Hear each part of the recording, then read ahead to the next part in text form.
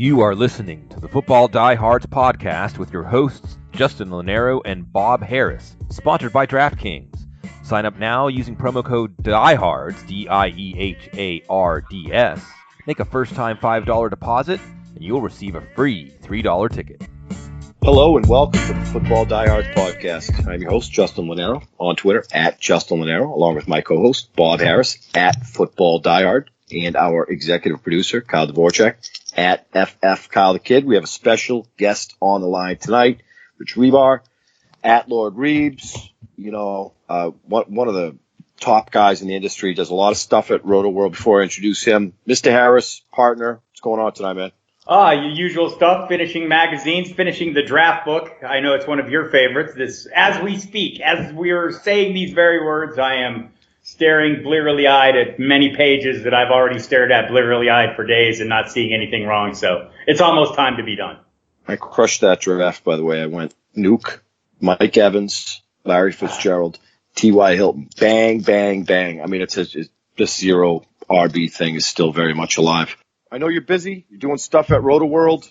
I know you do stuff at Roto Grinders. Not a lot of DFS football stuff happening now, but what's going on?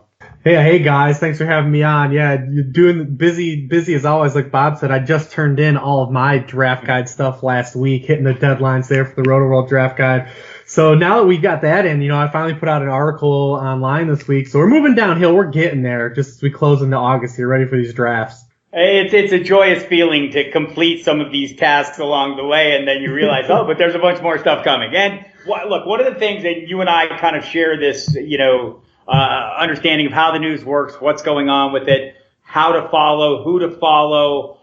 And I guess one of the things we talk about a lot on this show, because it's a big issue for me, is not to look down the drinking straw this time of year. We see things happening, these little bumps of information, and so-and-so's in the best shape of their career, and so-and-so's ready to break out. And we hear all these things. Just kind of run us through, how you view the news this time of year and how you put it in and keep it in perspective, I think, most importantly.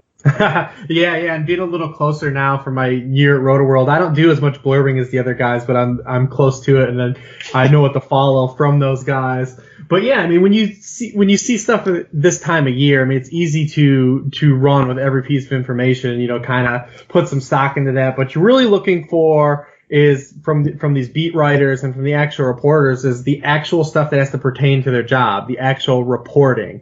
You're looking for things that are actionable, like if a guy is practicing, whether or not he's injured, who he's practicing over, what kind of reps is he getting in certain packages. You want to avoid the certain things of the air quotes, this guy is looking good. Right. He's looking good. He's in good shape. You also want to avoid when these guys attach projections to stuff, because a lot of times these beat guys don't have a lot of skin in the game. They don't have the ability to comprehend like all the distribution of touches that go into a team. You'll hear stuff all the time. Chris Godwin's an example. A lot of the guys will say Chris Godwin's going to catch 60 passes this year, but yeah, they just tack numbers onto stuff when you don't really know the distribution of targets and stuff like that. And like I said, they don't have skin in the game. There's no incentive for these guys to be right on those types of things. So you want to just look for things, like I said, where they're actually doing their job. They're actually doing the reporting of the actual things that are happening, and not just opinion-based things. Right, and what seems funny to me, and it's kind of a two-edged sword, is I started doing this in 1993, so I've been following some of these guys that I still read now. I read then, but you watch over time the kind of the evolution, and I think it's been forced by the fantasy audience. We want the opinions. We want the projections. I mean, there was a time they just did the straight reporting. They've learned that, hey, that's not what's getting me the clicks. It's this, this fantasy guy, that fantasy guy. So I'm kind of with you. I'm totally with you actually on this is kind of, keep it in that perspective and kind of look at the bigger picture as much as you can, right? Don't get caught up in that minute-to-minute thing. Yeah, absolutely. Yeah, just like I said, you're looking for things that are less opinion based and more, just more of the actual fact based things that you can turn into actual information. The great Adam Levitan, friend of this podcast, pretty much said a couple weeks ago to us that I don't believe squat what a lot of these beat writers have to say right now, and obviously time will tell. As revelations happen. Listen, Rich, 2017 felt like an odd season for fantasy and football as a whole. what does the data say about it relative to recent seasons? It was gross last year. It was gross. I just had an article come out last week where I kind of, started just on the scoring trend and just tried to lay out just how much of a down year it was. I mean, NFL teams averaged 21.7 points per game a year ago. That was the fewest NFL season since 2009. We had 108 fewer rushing and receiving touchdowns last year than we did the year prior in 2016. Wow. I mean, that's a lot of fantasy points left on the board. We had a lot of QB injuries. When a lot of star QBs are injured, it has an impact, and there's more to it than just the star QBs being injured. But the largest percent of drives ended in punts in the NFL season since they started tracking drive data since 1999. There's just a lot of things we can point to. There's just a lot of offensive incompetence last year, and it impacted fantasy a lot. Namely the wide receiver position. I mean, the top of the wide receiver position was just gutted. They had the fewest amount of touchdowns they've scored since 1982. They had the lowest collective scoring season, wide receiver 1 through 12, that they had since 1993 in a season. And this is a league that's a passing league still. The passing rate was still just as high. I mean, we count on the passing game to put up points on the scoreboard, and that was what was dinged the most last year, and that's why scoring dropped a lot last year. So I expect that to bounce back a little bit, maybe not to the highs it was at 2016. Eventually we had to hit apex. Eventually this was going to bounce back, and it was kind of like the running back thing from a couple years ago. It just bounced back too hard. So I mean, you look for some recoil, look for scoring to be up this year. We're going to get Rodgers back. We might get Luck back. I saw him. He actually threw a basketball to a kid in some gym. So I mean, there's a chance he might play. Who knows? But all these guys that missed time last year, Tannehill. We joke about guys like Ryan Tannehill, but he's an upgrade over what they put on the field last year between Matt Moore and Jay Cutler.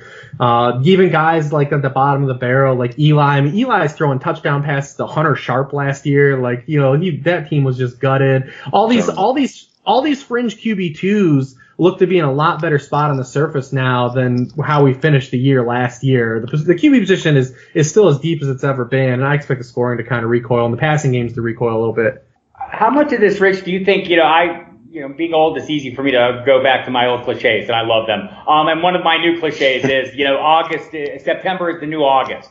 With the changes in rules, how much they can work the off season, what kind of hitting they can do in pads, and it seems like a fear of getting star players hurt. There's really not that much work on the cohesion of an offense until we get into the regular season, and it's kind of made for some really dicey Septembers. Do you see that as well? Yeah, I haven't really looked under the hood to see if early in the season, scoring is down universally. But I mean, we know that there's a lot of slow starts from players last year. I mean, especially from guys that held out. I mean, listen, LeVeon Bell was a slow starter. I mean, he came out of the block slow those first few weeks. It felt like it. I mean, I just haven't gone under the hood to bring actual, facts to the table on it. But I mean, like I said, they're definitely, when you have the scoring drop to the point it did last year, I'm sure that it was basically probably a wire-to-wire thing. Yep. Cohesiveness takes a little bit of time. And the reality is we don't know what an NFL team is actually to what? Week 8, week 9? I mean, there's a lot of mistaken identities in terms of what a team actually is. Look, you pegged the Rams and the Eagles to see their fair share of regression. Which team do you think comes farther back down to earth, and how has that impacted the team's fantasy players in your eyes? Probably the Rams if you're going to make a choose. Now, when you say like a bulk regression for these teams, like these teams can still be productive for us and still be profitable fantasy offenses to latch onto. But when you have the type of efficiency that these two teams had last year, we've lived this the last few years. A lot of these teams, the 2015 Carolina Panthers, the Cowboys of 2016 going into 2017, the 2016 Atlanta Falcons. There's a lot that is baked into an NFL season when you score that high level of points and when you score that efficiently per touch, and per drive in the NFL. And that's kind of what we had with the Rams last year. And you look at the Rams, a lot of people are playing, they want to play the card at how the defensive upgrades they made. You bring in a Marcus Peters, you bring in a Aqib Talib, you bring in an Ndamukong Suh, and this defense looks just lights out. But I mean, even with the defense that wasn't as talented on paper last year, they had the most drives started in opposing field territory last year. Only once in the past decade has a team done that back-to-back years, the 2009-2010 Chicago Bears. And drives on those starting on the opposite side of the field accounted for a third of the Rams' touchdowns. I mean, on those short fields. You had a guy like Jared Goff who was very hyperly efficient, very low attempts, but was high in yards per attempt. It had a very high spike in touchdown rate. He threw 8 touchdowns on passes that were behind the line of scrimmage. There's just a lot of things that go into having an elite scoring system like that, like that you have last year. Everything just went right, clicked on all cylinders. When you look at teams that have had the kind of spike that the Rams have, they're year over, like points per game, scoring rate per drive, total touchdowns, all decline, the following season, looking back like the past decade plus of information. Like the only team to really have like a hyper efficient season and get better was the 2012 to 2013 Broncos. So unless we're considering the Rams as a team that has that kind of potential to be the greatest offense in NFL history, then like we just got to expect a little bit of natural recoil to occur there. Right, and we look at those teams. We look at the Rams. We look at the San Francisco 49ers teams that maybe change coaches and bring in different offenses, specifically the Rams and 49ers. And we start wondering who this year's Rams and 49ers are. And obviously everyone is focused on the Chicago Bears, where they bring in Matt Nagy with an actual offense. It seems like a very similar trade from the Jeff Fisher, John Fox to the new guys there. So, and in addition, Tennessee, where the exotic had kind of run out of the smash mouth there. And now we have Matt LaFleur there. Those are the teams everyone's looking at. Are they the teams we should be looking at, Rich, or are there other teams that you're setting your sights on for some maybe positive regression? Well, Tennessee's definitely a team I've got circled. I mean, the Bears still have a little bit of unknown, although I do like the Bears. A lot of their players have a really wide range of outcomes, their individual players. So it's tougher to kind of completely latch onto them. I do like Trubisky as like the safest play out of that group because of where he's priced compared to the other players.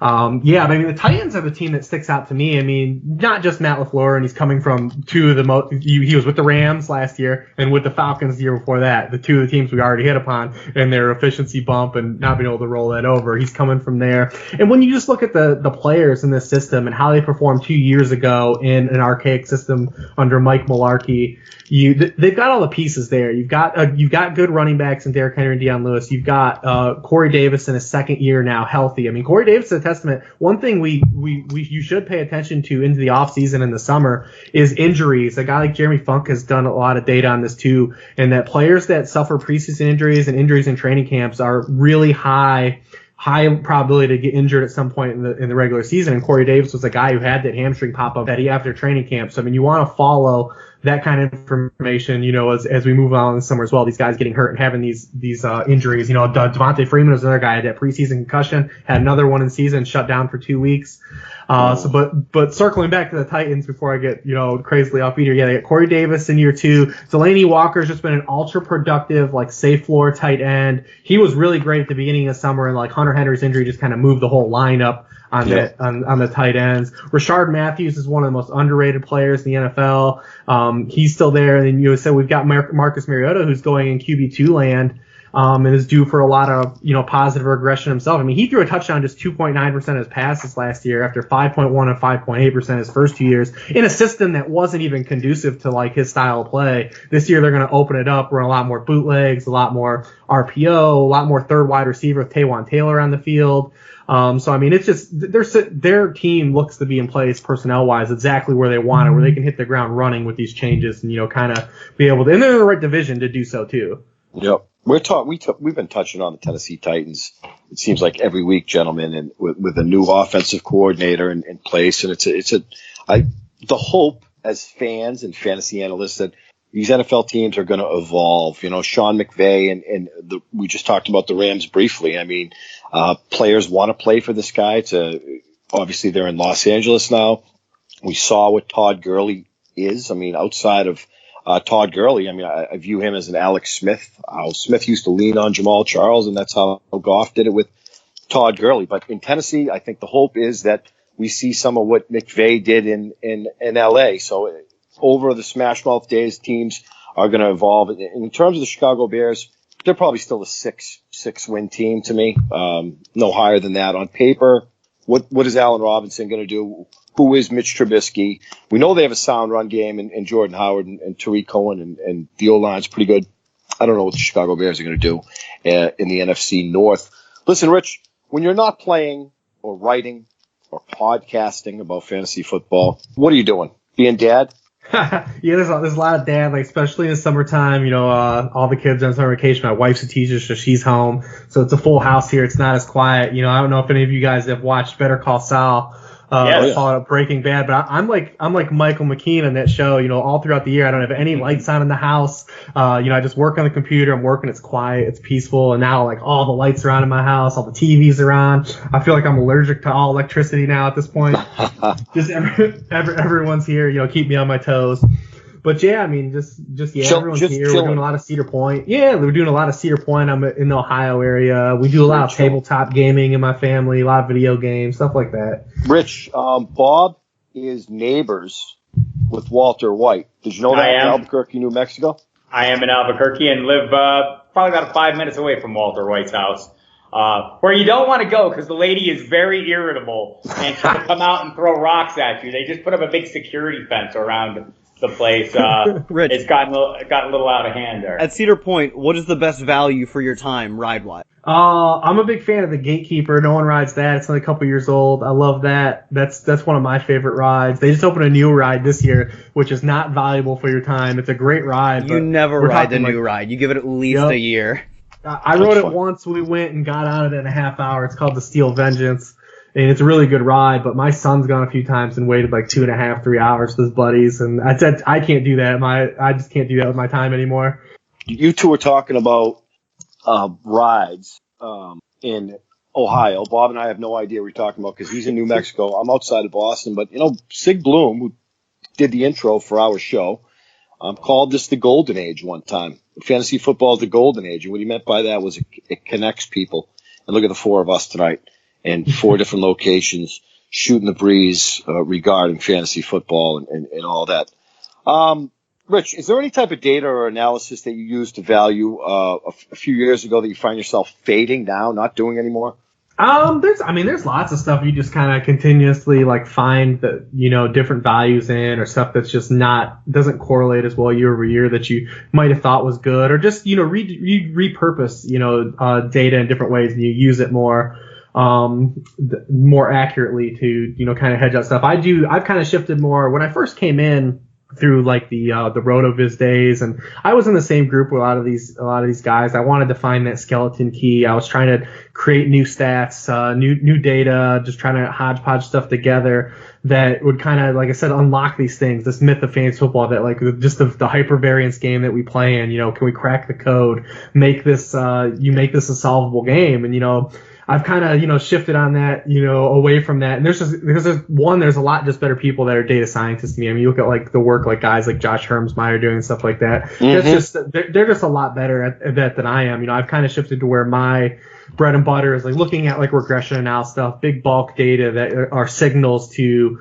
these big trends. Like we talked about like the Rams, and like a lot of my articles are really driven like that, like, playing probability, regression to the mean analysis on the team, individual player level, just signals to where you can find spikes and, to take advantage of or down seasons where guys are going to bounce back. And that's kind of where I am, try to move away a little stuff. I'll have a red zone article coming out this week. I always do that red zone notebook. That'll be next. I mean, that's another thing that's just year over year. Like we talk about these red zone targets and these red zone data, but a lot of that stuff is just so hypervariant and it's hard to really apply to going forward for projectable, for stuff looking forward in the 2018 season on what's going to happen.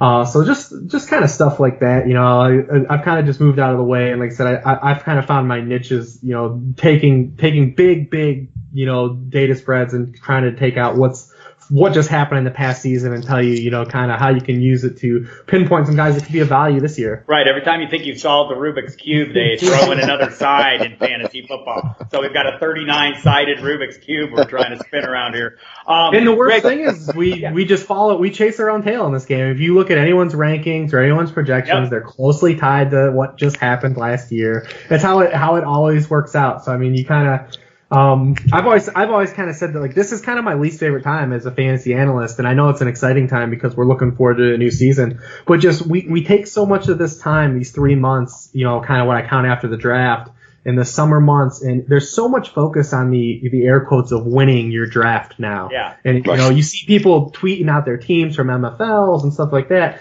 Listen, I sent out a team in December that I had win an MFL team that was just disgusting on paper. Like it was the grossest team ever. I had people reply like, how did this team win? It's because, people don't realize they want to just focus on the highlights, like I said, of winning your draft, or the highlights of fantasy football. But the key is almost every player we're going to talk about all summer is going to have a pocket of relevancy during the fantasy football season. It's going to be, when does that pocket of relevancy hit? Are we on that train at that time? Is it the fantasy playoffs? Is it early in the year to get you out of the blocks of a season? Are you even playing this guy? Are you waiting, when a guy has a 4 or 5 week hot stretch and you're just sitting him on your bench thinking it can't last, and by the time you play him, it's over. There's just so much of fantasy football that's compartmentalized, but we take these 3 months and we look at seasons that bulk forward and seasons that bulk backwards, and so much is just lost in the process of the actual game of playing fantasy football, that a lot of people just lose their eye on the prize a little bit this time of year. Right. I think one of the issues that we all forget that this will be my 1,000th year of playing fantasy football, or so it seems. But I mean, we don't have to go back any further than last year. Look at Alvin Kamara, Kenyon Drake. I mean, somebody's going to win you your league that you didn't draft. And I mean, that goes back to, hell, Dominic Rhodes, Priest Holmes coming out of nowhere, Stephen Davis coming out of nowhere, Peyton Hill is coming out of nowhere, Noshawn Marino, Zach Stacy, Ruben Drones, for crying out loud. Every year, Thomas Rawls. I mean, we can go in. I mean, and that's part of it. You have to be ready to adjust to these things. And I think when I'm going into a season, I'm drafting opportunities. Look, I love all the analytics. I love, looking at all that stuff. And in the end, maybe I'm using the split hairs, but when I'm sitting there drafting a team, I'm drafting for opportunity. And the other thing I'm starting to draft for, and it's something that I think we should all be paying more attention to, and I know I'm sure you do, is offensive lines. They're the difference maker for teams, for players. Ask Joe Mixon. Ask Todd Gurley. Hell, I mean, that offensive line was part of the improvement there. And I look at LaShawn McCoy this year, and I'm thinking, oh my God, this is not going to go well for him. How much attention are you paying to the offensive lines at this point, and how much work are you putting into it? Yeah, it's tough. It's something that you try to stick a pin in and have it in your analysis as a back pocket, but you don't want to weight it too much, because a lot of this is all projection still as well, and we don't really have we're not really good at projecting NFL teams' totality on the players that we know for sure are good and have data on, and offensive line data is so sketchy. We're really not good. I mean, think about it. This time last year, we were basically one of the biggest knocks on a guy like Dalvin Cook, and avoiding him was, the Vikings offensive line is so awful. We don't want to be involved with this. It's a situation that isn't conducive to producing, a lot of points for a running back, and it's just not the case. I mean, you have an offensive line that outperforms itself. So yeah, I mean, you want to put it in stock. There's still an element of projecting. It's the same thing when we use like early season strength of schedule. There's still defenses we want to target. We don't know what the defenses are going to be good or bad this year. We've got an idea of ones that we still think are going to be ones we want to attack, and then we adjust from there. But in the beginning of the season, we've got to kind of go off the seat of our pants and use our projections in that regard. And Buffalo's a team, you lose a guy like Cordy Glenn and Eric Wood, both guys that really weren't playing well in the first place, but they took complete downgrades at those positions. Then they lose Richie Incognito, who's, everyone's kind of favorite asshole. That, he's a terrible guy. He knocked me off my perch. I hate that. Terrible human, but a great guard. Right. Yeah, I mean, then you look at situations too. You look at situations like Cincinnati. They've upgraded across the board. They're due play volume regression. They're due rushing touchdown progression.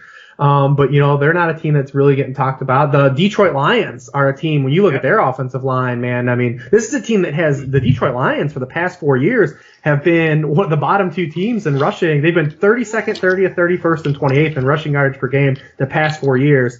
They had Taylor Decker miss 8 games last year. They signed Ricky Wagner and TJ Lang. Those guys each missed 3 games last year. They drafted Frank Ragnow in the first round this year. So, I mean, that offensive line is going to be completely different than how it looked on the field a year ago. Colts as well. So, you look at the Colts, that should be one that turns around as well. We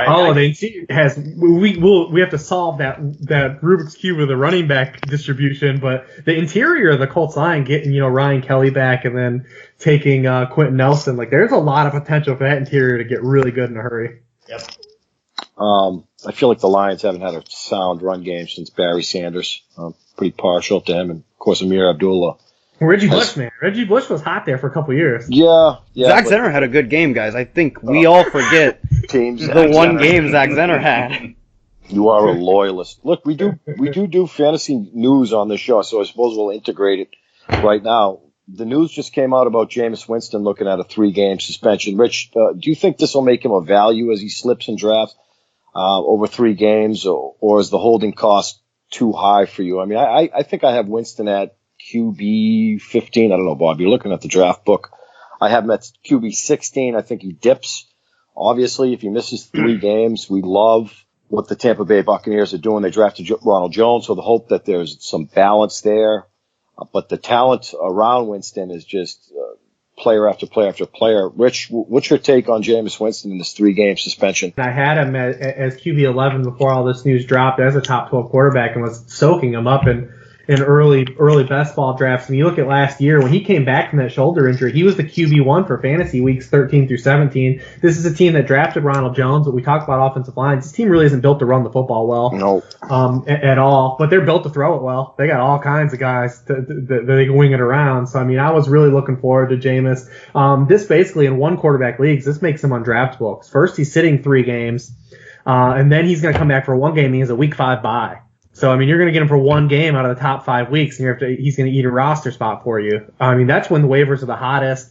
In 1 quarterback leagues, quarterback production is just too grabbable in those leagues. I mean, even in your home leagues where there's 18, 20 quarterbacks rostered at a time, you can still find guys. So I mean, holding him for 5 weeks and only getting 1 game out of him, that's a tough ask for me. I mean, I'll wait in those leagues and wait for him to find. I think I'll naturally find waivers for the guys that think they're going to get a value and hold on to him. And if they do hold on to him through that stretch, they're only hurting their own roster. So I mean, he's a guy that's just hands off to me. I'll wait and see. I'll reevaluate in week 5 of my leagues and see where he's at. In 2 QB leagues, I think I'd still rather have him with replacement value over some of the guys in that lower, that QB 17 to 18, 19 range. I think I'd still rather have Winston plus a replacement guy for that stretch than maybe a guy like a Dak Prescott. If you're waiting on him to bounce back. I mean, I think I feel more confident in Winston's situation that he returns to more than just trying to play on the efficiency of Dak Prescott returning around just a team of just vagabonds, misfit toys. I like Dak Prescott. I think he's a good player, but I mean, we're counting on a lot of changes in Dallas. And from an inherently low volume passing game, where he's going to have to rely on efficiency. So I think I'd still want Winston over a guy like that in 2 QB leagues. But in 1 QB leagues, I mean, he's off the board for me. Yeah, I would agree with that. Dallas Cowboys, the best blocking receivers in the NFL. And that's good for Zeke Elliott, not so good for the rest of us. And you look at offenses that are built for what? What are the Baltimore Ravens built for right now? Where is that going? You tell me. I mean, this is a team that they seemingly do this every year. They kick the can on these just journeyman wide receivers, and I don't mean to call Michael Crabtree a journeyman. that's unfair to him. But I mean these injured guys at the end of the line. I mean the John Browns. I mean John Brown's a lot older player than anyone thinks he is. Willie Snead. They bring in these guys. They seem to do it every year, whether it be signing a guy like Mike Wallace who is productive. But I mean, when are they gonna eventually invest and try to make this a dynamic offense? I mean, when?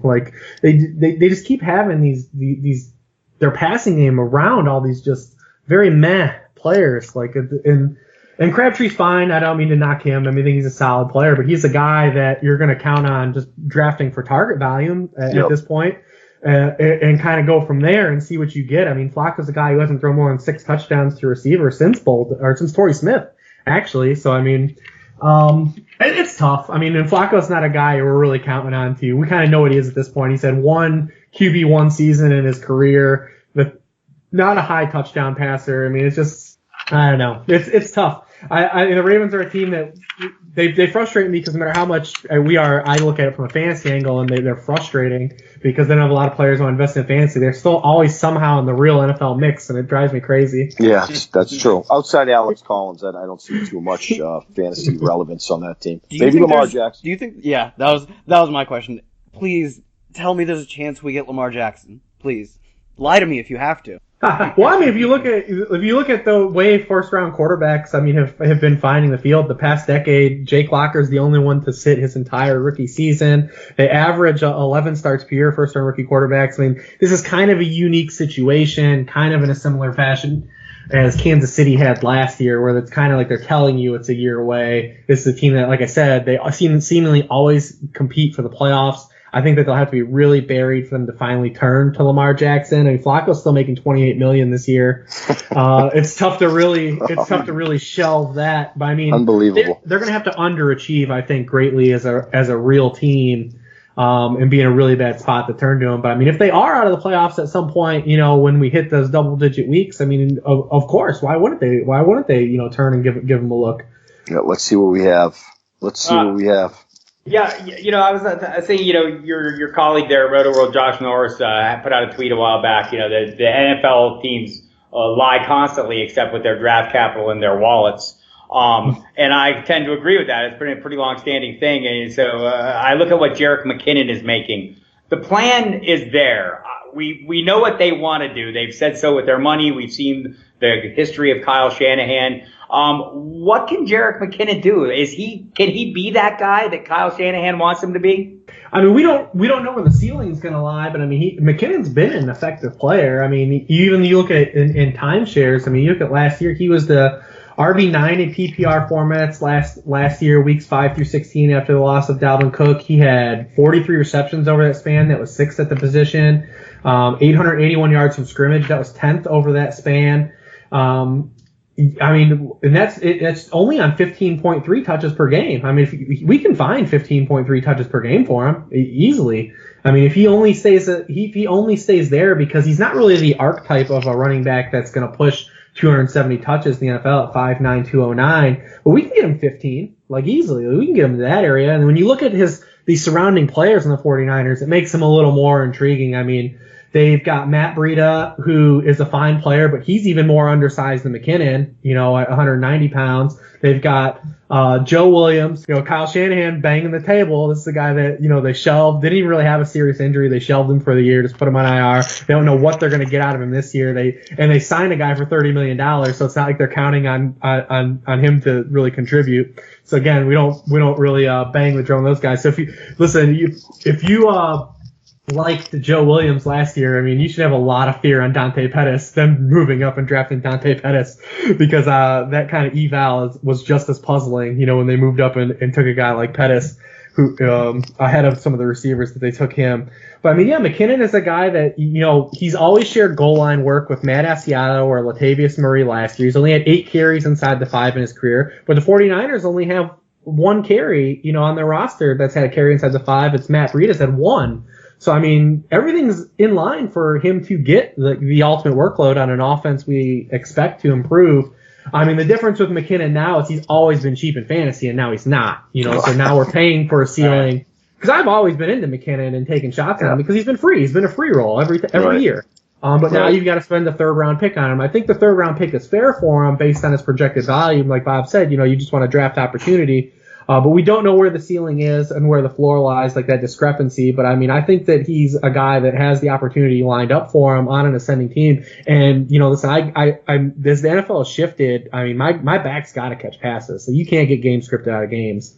If I'm investing that kind of draft capital into you, you got to be a guy that's still going to be involved in all facets of the game. And I mean, McKinnon fits that bill. If the 49ers are down 14, he's going to be a guy that's still in the game. So I mean, he fits that mold of a guy that you would want to invest in there. I think the ADP is fair. He's not a guy I'm getting often because, like I said, I play fantasy a little more closer to the vest. Don't kind of make them stabs. I was all in on Jerick McKinnon for a lot of years, and I wish him the best. But he's not a guy I'm getting a ton of this year because I play a little more cautious. We never got to see Minnesota Vikings Jerick McKinnon that was going to follow up with Adrian Peterson when the chapter was closed on AD in Minnesota. But the reality is Carlos Hyde had 88 targets in San Francisco last season, and Kyle Shanahan likes Jerick McKinnon. I think we can all agree that Jerick McKinnon is a better pass catcher than Carlos Hyde. So I see no reason why 26-year-old Jerick McKinnon, who we've seen run angry at times, can have 250 touches and falls right in that 15 to 20 RB range for me. And I think a lot of it will be contingent upon what Jimmy Garoppolo is. We have a small sample on him. Is there going to be balance? As fans, it's going to be, let's hope that we can see the Niners of the 1980s once again, because they've been atrocious. And where teams like Seattle have kind of taken a step back. So hopefully there's more parity in the NFC West. Rich, you have the number one pick in fantasy drafts. Who are you taking? Who is your overall consensus one? And you're not thinking otherwise. Is it Lev Bell? Is it DJ? I mean, I don't think you could really go wrong. We could split straws over that. I mean, those are the kind of arguments, like I said, we kind of get. These are the arguments you get over the summer, Right.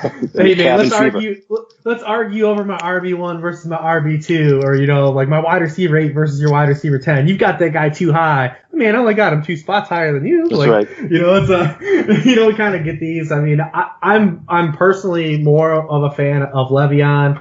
Sure. If he signs, I mean, just based on what has been bankable, the type of volume and the all around ability that he's had. I mean, he's just probably the best player for fantasy. It has been the past 3 years. Just if we're gonna get a full season, is he gonna miss training camp? Kind of like we said, get off to that slow start.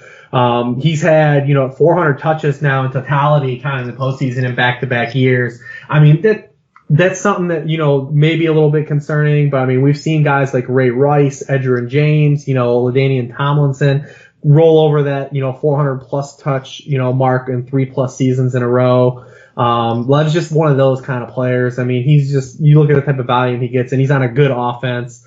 I don't think you can go wrong with Gurley, but I mean, like I said, the Rams are due a little bit of natural aggression. I think Gurley's due a little bit of natural aggression. Where Gurley's due a little bit of natural aggression is obviously the scoring department. I mean, the touchdowns are probably going to come down a little bit. He had 6 receiving touchdowns. Only twice since 1975 has a running back had 6 or more touchdowns in back-to-back seasons. We talked about Goff and his touchdowns behind the line of scrimmage, just throwing like that. You'll probably just see some natural things kind of leak back there where Gurley maybe like a 12 touchdown guy instead of a 19 touchdown guy. Little things like that where he's completely still gonna be palatable for his draft costs. But I mean, just a little bit there. I think if you're making me choose, I'm gonna choose LeVeon. I also think if you're playing in a non-PPR, I mean, you still have to consider Zeke there in competition with those guys. The only thing that stopped him is like his receiving involvement with those types of players. I mean, and it could go up this year. It could be a situation like Todd Gurley in Dallas, like where Todd Gurley wasn't involved in the pass game the first 2 years of his career and then is forced to use there. We haven't had the system change in Dallas to kind of nurse that. We don't know what we're going to get out of the Dallas receivers. No Dez, no Witten. Allen Hurns is going to be forced to play outside more than he did in his career. He's a guy that's had a lot more production as a big slot receiver than a perimeter receiver as a true X. I mean, they've got Cole Beasley. We don't know if Terrence Williams is going to get, in trouble from, falling off of his bike or not. Or, but Zeke's one of those guys. I mean, listen, he's led the NFL in rushing yards per game in his first 2 seasons.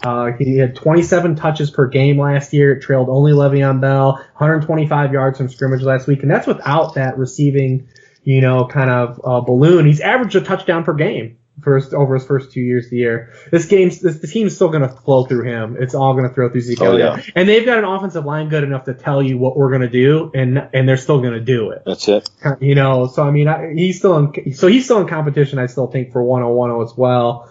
And in PPR, David Johnson's in the mix as well. He's going to bounce back right back into a big receiving workload. I think where you worry about David Johnson is the last time he's on the field, he scored 20 touchdowns. And that was on a team that had 41 drives inside the opponent's 10-yard line, which was 3rd in the NFL. Last year, the Arizona Cardinals had 18 drives finished inside the opponent's 10-yard line. That was dead last. So, I mean, David Johnson, I think, is going to have a big PPR value still, too. But I think in leagues where the PPR doesn't give you a boost and those receptions don't give you a boost in that receiving, he's a guy I think that's probably going to be more projectable in like that 8 touchdown range than he's going to be in like that 12 to 20 touchdown range where he had his first 2 seasons. Okay, so speaking of touchdowns, I had a question. We've seen LeVeon Bell have these crazy 400 touch seasons, but he's never had the big touchdown boom like we've seen. David Johnson had 20. I believe Todd Gurley had 19. Do you think having that crazy type of season is in his range of outcomes, or is he running back Julio? What it is, so running backs, like what it is you've got to get the opportunity. Like your offense has to set you up to score. It's not often you have these guys like Alvin Kamara, these seasons where guys score all their touchdowns as a running back, from 10 yards and further out. I mean, you look at a guy like Kamara, he had, not 9 touchdowns of his 15, come from 10 yards or out, including the ones he scored in the playoffs. Like, that's pretty rare for running back. Running backs score the closer you get to the goal line. And the Steelers have been a team that's typically passed before they got, knocking on the true door. I mean, you look at LeVeon Bell. I mean, his touches inside the 5 just haven't been comparable to the types of players that have posted these high rushing touchdown seasons. Where you get a guy like Todd Gurley, that has all these touchdowns from 1 or 2 yards out. I mean, you've got to get there for these running backs. So, I mean, Lev's not a guy that is scoring like these explosive 25-yard touchdowns. So you got to get him those touches inside the 5, and the Steelers have kind of boycotted that area of the field by scoring before they get there. Yeah, I think that's really interesting. Sorry, Bob, I keep cutting you off. That's okay. That's really interesting because when you look at his red zone touches, looks just like a Todd Gurley, looks just like a David Johnson, but then you get down, like, the real nitty-gritty, you get down to into 5, and he just doesn't get it there like we saw Todd Gurley last year, David Johnson the year before. So that's something that we talk about, what kind of data trends are you looking at. The more you granulate things like 20 to 5 yards, you can tell why he's not scoring those touchdowns. Bob, go ahead. No, I think what I was interested in, we're talking about these high-end guys, and we know every year that, the turnover rate in the top 10 of running backs is going to be fairly high. And yet I find myself struggling to, and for all the magazines and everything we're doing where, everyone wants the first round bust. I'm struggling this year. I see guys with that potential, but I'm not counting on those guys to bust, as much as I have been in the past. Any candidates stand out to you in that regard, Rich? It's tricky, and as we cycle back, I say, Le'Veon, you look at last year, he had 8 touches inside the 5, 6 the year before, 3 the year before that. I mean, that's kind of what hurts you. You can tally up the red zone touches, but running backs, like you said, you got to get knocking on the door for those guys to score. At running back, it's tough. Like you said, if you're playing the opportunity game, it's tough to really poke a lot of holes in these guys because the reason they're there is because we know that the difference in fantasy football is having these weekly do-it-all backs. And we've got more of these guys on the tables than the year before. I mean, you're able to get some of these guys on the turn this year. I mean, you talk about a guy like Melvin Gordon, who's been more of like a quantity over quality player, but right. Like it's still quantity you can bank on. And you're able to get him. You might not like the efficiency, and we can poke holes in like what something like a guy like Leonard Fournette did after injury last year. But when you're talking about the bankable volume these guys have, it's tough to really just say these guys are going to bust without injury. I mean you can.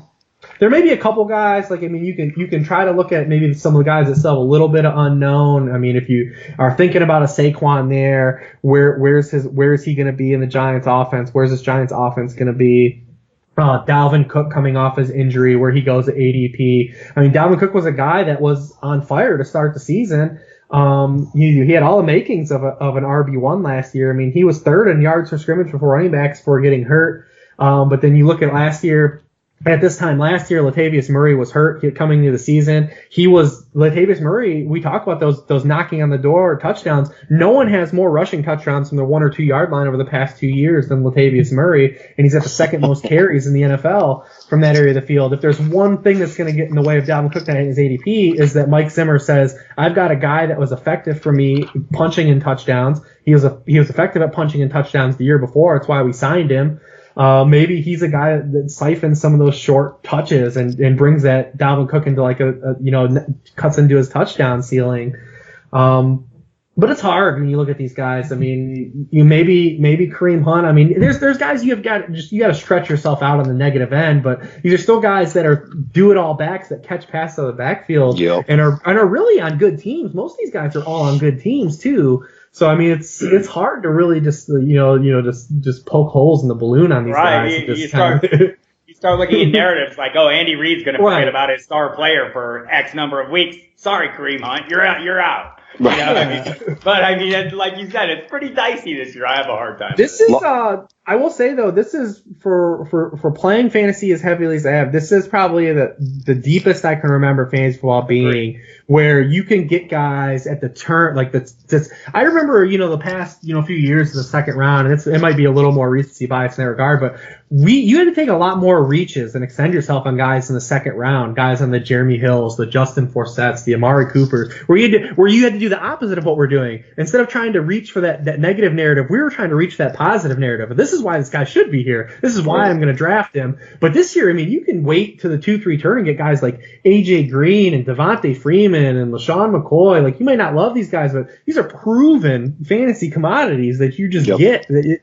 It's deeper than it's ever been. Right, and I think, look, you could extend that out to Marshawn Lynch in, the 6th, 7th, 8th round, Isaiah Crowell in the 9th or 10th round. And, look, I'm not eager to have those guys, but Lynch was killing it down the stretch last year, and I don't see Doug Martin cutting into it. And again, I'm drafting opportunity. So when I see a guy like Lynch that late, or I see a guy like Crowell that late, I'm fine with those opportunities.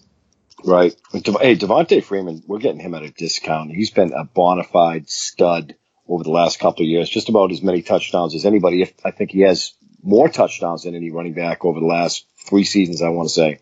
As far as Dalvin Cook, close to 70% of the carries while he was on the field last year. Well, let's see how he bounces back. I'm interested to see what Dalvin Cook is. We saw him at Florida State. He's going to be special talent, and the Vikings are going to be terrific. Bob, I wanted to ask you, you mentioned the first round bust, and I was scratching my head trying to write down who I wanted to be my first round bust for the draft book. And I came up with Alvin Kamara, and I'm looking at Alvin Kamara and you think, all right, he doesn't have a lot of carries, only had 120 carries last season. And he had obviously 80 receptions, like Rich was saying, and this guy could get in the end zone from anywhere on the field. And I think a lot of people have the misconception that Alvin Kamara is not one of these bruisers, but the reality of the situation is Alvin Kamara is 215 pounds. Mm-hmm. He weighs more than Kareem Hunt. He weighs just as much as Melvin Gordon. And these are guys that have shown us that they can withstand close to 350 touches. He weighs more than LaShawn McCoy, and we know who Shady is. So it's like, Bob, where did you go in some of these magazines as your first round bust? Because I didn't want to write anybody down, but obviously I was obligated to. Well, we have 4 different magazines, so I have 4 different darts to throw, right? So I think Kamara is a reasonable play for that reason. Can he carry over that efficiency?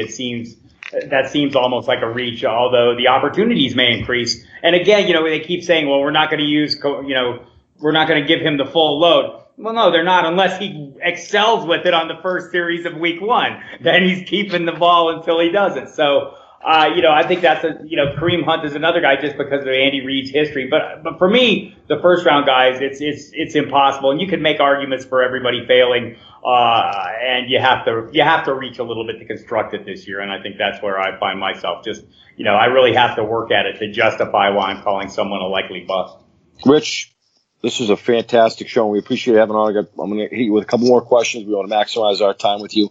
What are some of the best Roto World blurbs of 2018 so far this offseason? They're usually pretty good. I don't know about any individual ones that I can highlight. Yeah. You just look. Usually, all those guys have their own craft, and I'm a little better now that I'm in the game and I know who works what shift. I can tell you who wrote what blurb. I think it's a fun game people play is which guy wrote the blurb. Because there's no bylines on those. I can tell you what, if it has air quotes in it, Pat probably wrote it. It was probably Pat's. He loves to go to the air quotes, but we'll start getting them. Training camp is when we'll really start to get some of this stuff. We just had a little bit in OTAs, but even everyone kind of knows that OTAs, you kind of have your nose in the air a little bit, and we're really going to get it, at the end of July where things are going to be really stretching. We're going to really start manipulating some draft picks off of some crazy blurbs. All right, Rich, give us a sales pitch on your highest owned best ball player right now. Who do you have the most of with confidence? Who are you drafting? I'm drafting all these curmudgeon wide receivers no one wants. All these old crusty wide receivers, the Randall Cobbs, Rashard Matthews, the Kenny Stills. I can't call Kenny Stills old, but the Emmanuel Sanders.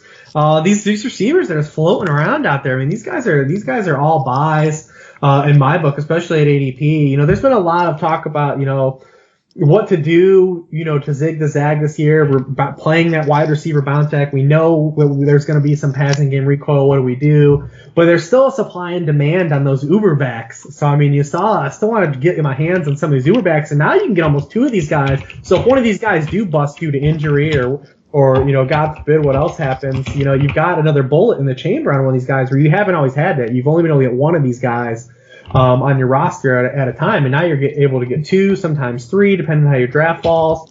So I'm drafting more often than not. I'm coming away with 3 to 4 running backs out of the top 6 rounds. It's just the way drafts have fallen for me. I like my teams a lot more, and just because these veteran receivers, I don't even think that when the Gen Pop drafts kick off are really going to move. Like, no one wants to draft Emmanuel Sanders in your home league. No one wants to draft Randall Cobb after 3 years of promises that he was going to be a good player. Or Kelvin Benjamin 4 rounds after that. Yeah, Kelvin Benjamin, we talk about guys like opportunity. I don't even want to hit the button on Kelvin Benjamin, but he's a guy that showed. He's a guy that showed. But you're getting a guy that's probably going to walk into 125 targets as a bench receiver, not even a guy you're counting on. Right. We're saying that he's a solid bet to be a productive player for if you need points in a pinch. And that's what, that's kind of what you want to draft. And these receivers are just kind of all floating around drafts. And I don't really see a lot of them really moving up in the summer because a lot of the talking heads out here, myself included, have been talking about these guys. We can't get the needle to move on any of these guys. So, no one's going to, listen, your uncle's not going to listen to that, come August. That's true. This is very true. Rich, this was fun, and we're going to do it again soon. You get a positive attitude every time I see you on Roto Grinders. You do work for Roto Grinders. Of course, I'm involved with them as well. I run their football handle, but football diehard at the core. Rich, let's try to hook up during the regular season, and I can speak for the 3 of us. We really appreciate you coming on the show. Yeah. Thanks for having me on. We haven't been able to hook up. You've been trying to get me on. Our schedules haven't worked out. I was promised some 90s R&B talk, so we'll stick a pin in that. Yeah, absolutely. I was excited to get Bob's take on some 90s R&B as well. I don't think he'll go there, Rich. That's a safe bet. Bob is a metal guy, and he might. R&B is out of the question. I was asking him about certain intros when we started this project, and he said, I don't care. I'm a metal guy. I don't want to hear any of your Marvin Gaye takes or your rap takes or your Boyz II Men takes. I like the Boyz II Men takes, but beyond that, is none of it. Good I need to know Rich. where Bob was when As Yet's Last Night came out, because that song made a lot of babies. That created a lot of human reproduction. Buddy, I was laying down. I was shredding carpet in 1994, 95. I want to say that came out at probably local bar mitzvahs, doing my thing, and I had more singles than anybody. Mom. Whether that was Boyz II Men or Jodeci, and it was and later back in those days. That was this year. Good stuff, Rich. And again, Rich. You're a tough get, so we'll plan it a couple of months in advance. And again, we really appreciate you coming on the show, man. And best of luck in the next couple of months. Things are heating up, obviously. Yeah, same to you guys. I appreciate it. I haven't got a chance to talk to you guys. It was great. All right. Have a good night, Rich. And the Football Diehards podcast can be found on Google Play, Stitcher, iTunes, Kyle. And we're sponsored by DraftKings. So in season, we are a DFS show primarily in season.